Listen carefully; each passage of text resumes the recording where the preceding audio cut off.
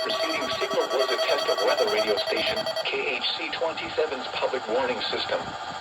During potentially dangerous weather situations, specially built receivers can be automatically activated to warn of an impending hazard.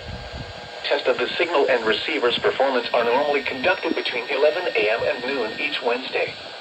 If there had been a threat of severe weather, the test would have been postponed until the next available good weather day.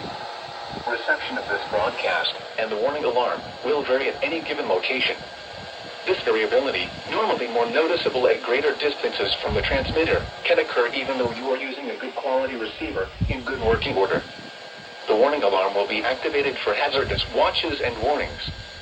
For station KHC27, broadcasting near Rock Hill on a frequency of 162.425 MHz, the warning alarm will be activated for the following counties in South Carolina: Cherokee, Chester, Fairfield, Lancaster, Union, and York.